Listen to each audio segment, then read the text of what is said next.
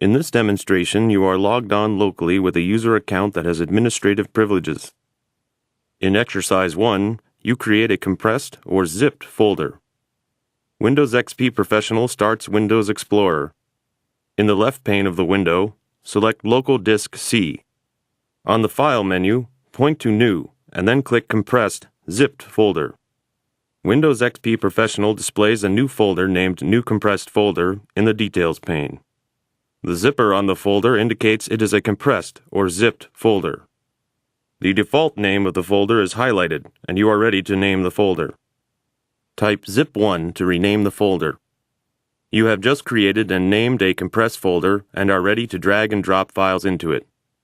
This completes Exercise 1. In Exercise 2 of this demonstration, you use NTFS compression to compress files and folders. You then display the compressed files and folders in color. You uncompress a file and test the effects that copying and moving files have on compression. To view the capacity and free space for Drive C, you use Windows Explorer. Right-click Drive C and then click Properties. The Local Disk C Properties dialog box is displayed and the General tab is active, which shows you the capacity of Drive C and free space for Drive C. Click Cancel to close the Local Disk C Properties dialog box and return to Windows Explorer. In the next part of this exercise, you use Windows Explorer to create a folder in the root folder of Drive C and name it Compressed. To create a folder in Drive C, click Local Disk C and, on the File menu, point to New and click Folder.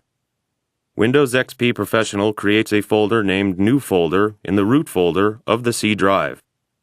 Right-click New Folder and then click Rename. Type Compressed and then press Enter. You have just named the new folder you created Compressed. In the left pane, click Compressed to select it. You are now going to create a folder in the folder you named Compressed and name the new folder Compressed 2. First, make sure that Compressed is still selected. On the File menu, point to New and click Folder. A folder named New Folder is created in the Compressed folder.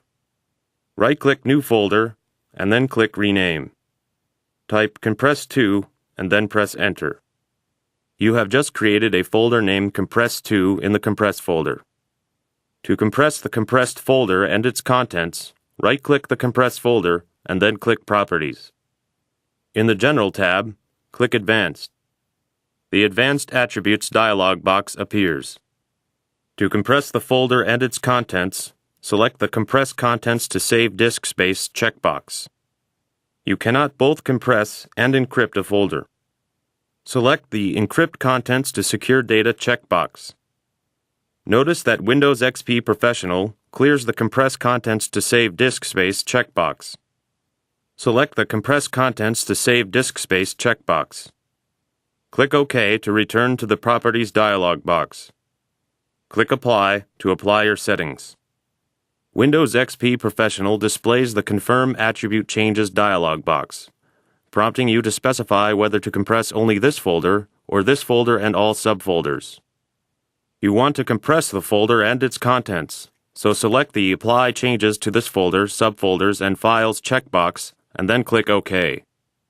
Click OK to close the Properties dialog box. You will now uncompress a folder. To uncompress the Compressed 2 folder, in Windows Explorer, expand the Compressed folder. In the Compressed folder, right-click Compressed 2, and then click Properties. The Compressed 2 Properties dialog box is displayed, and the General tab is active. In the General tab, click Advanced. The Advanced Attributes dialog box is displayed. Clear the Compress Contents to Save Disk Space checkbox. Click OK to apply your settings and return to the Properties dialog box. Click OK to close the Properties dialog box. Because the Compressed 2 folder is empty, Windows XP Professional does not display the Confirm Attribute Changes dialog box asking you to specify whether to uncompress only this folder or this folder and all subfolders. The Compressed 2 folder is no longer compressed, so the name Compressed 2 is displayed in black text. This completes Exercise 2. In Exercise 3, you see the effect that copying and moving files has on compressed files. In Windows Explorer, select Compressed. On the File menu, click New, and then click Text Document. Type Text1, and then press Enter to name the new text document Text1. You can tell that Text1 is compressed because of the color used to display the name of Text1. You are now going to copy a compressed file into a folder that is not compressed. Copy Text1 to the Compressed2 folder by holding down the Control key and dragging the file. Notice that Text1 is uncompressed. When you copy a file, you are creating a new file, and a new file inherits the compression attribute of the folder in which it is created. You are now going to move a compressed file into a folder that is not compressed. Move Text1 to the Compressed2 folder. The Confirm File Replace dialog box appears, asking whether you want to replace the file. Click Yes. Notice that Text1 is still compressed. When a file is moved to a new folder on the same partition, its compression attribute doesn't change. This concludes this demonstration.